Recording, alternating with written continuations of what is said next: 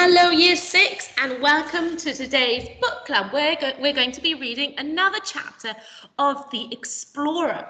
So you might remember that in the last chapter, Fred picked some juicy pineapples for the children to eat. This next chapter is called Abacaxi, Abacaxi. The next morning, Fred startled awake with a handful of grass and moss in each hand. The nightmares were getting worse. He blinked, looking round. He wasn't in the den, but lying in the clearing near the pool. He had dreamt he heard his father weeping, which was ridiculous. His father had never cried in his life. He had dreamt he was running home, deep asleep. He must have heaved his body across the clearing. There were patches torn out of the grass around him. He brushed the mud from his face and crawled over to the den. Leela and Con lay asleep, their hair tangled together. But the pineapple wasn't there, nor was Max. It took a moment for Fred to be sure he wasn't still asleep.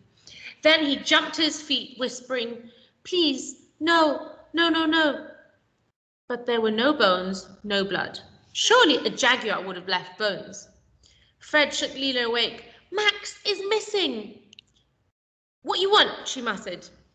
She tucked her knees up to her chin and batted him away. "I'm sleeping." "Max isn't here." "What?" Leela sat bolt upright. Her eyes still had sleep in the corners, and they were wild. "Max!" she called. She jumped to her feet, scrambling out of the den, tearing her skin on the thorns. "Max!" She stared around the clearing. Her voice rose to a roar. "Maxie, where are you?" Con came barreling out of the den. "What's happening? Are you all right?" She took one look at Leela's stricken face. "Max!" she called. "Stupid idiot boy! What if something's eaten?" "Don't," Leela said, rounding on her. "Don't you dare." And then, louder, her voice scraping at the air. "Max! Max!" "He might be by the river," said Fred. "We'll split up," said Leela. "If I go down to the river, will you go back towards the plain?" She stumbled forward, dizzy with panic. "Max!" One of the trees giggled. Max stepped out from behind a cedar at the edge of the clearing. "Boo!" he said. He waggled his arms and legs and tongue at them. "I've been awake for hours. I'm bored." "Max!" Leela's eyes were brick hard and ferocious. "You vile little brat. If you ever do that again, I'll tell Papa when we get home, and he'll beat you with his shoe." Max's face fell. "He wouldn't. He never hits me." "He would if I told him what you did." She looked close at him, her eyes narrowing. "Where did you go?" "Secret." "And did you eat the pineapple?" "Secret," said Max. He wiped guiltily at his cheek. "Max!" Leela balled her fist. "Max, if you ate all our food, I don't care what Mama would say. I'll smack you so hard." Max pressed his lips together and shook his head. "Pick me up, Leela," he said. "Tell us, Max, where did you go?" "Up." His eyes filled with tears. "I'll tell you if you pick me up." He began to shudder with huge body-shaking sobs. Leela gave a hiss of fury. She picked him up. The sobs ceased immediately. "You can't get your own way just by crying," said Con, her face tight. He smiled up at her.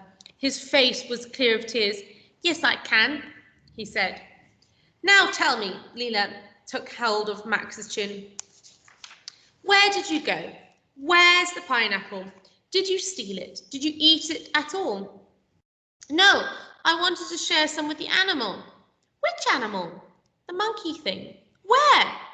"By the lavo trees," said Max. He was pouting. "I didn't do anything wrong. He was hungry. I was being kind." Leela dropped Max on the ground. He gave a wail, but saw her face and stopped. "Show me," said Leela, "or I won't believe you." An unexpected excitement gripped Fred. Leela began to run, the other tree following, down the path they had hacked towards the cluster of trees surrounding the trunk of the boys' lavo tree. Max was tugged along by the hand, his legs pounding double time to keep up. "Slow down," he wailed. They passed the lavo tree and moved out of the sunlight into the thick growing trees. Suddenly Max stopped. "It's there!" He pointed at a low-hanging tree. "See, I wasn't lying." Above their heads rose a great flowering white tree. From one of the branches hung a small animal unlike anything Fred had ever seen. It was looking up with huge eyes at a vulture in the branches above its head. On the ground below, it were three chunks of pineapple untouched. And some distance away, two more vultures crouched over the corpse of a larger version of the animal. Get away! Yelled Leela. She ran forward, kicking at the bird. Get away from it! The two vultures on the ground took off, startled, but the vulture on the tree only ruffled its feathers. It was enormous, as broad as a Labrador around the middle, and its eyes watched the tiny animal hungrily. All right, we'll continue this chapter tomorrow. Bye, Year 6.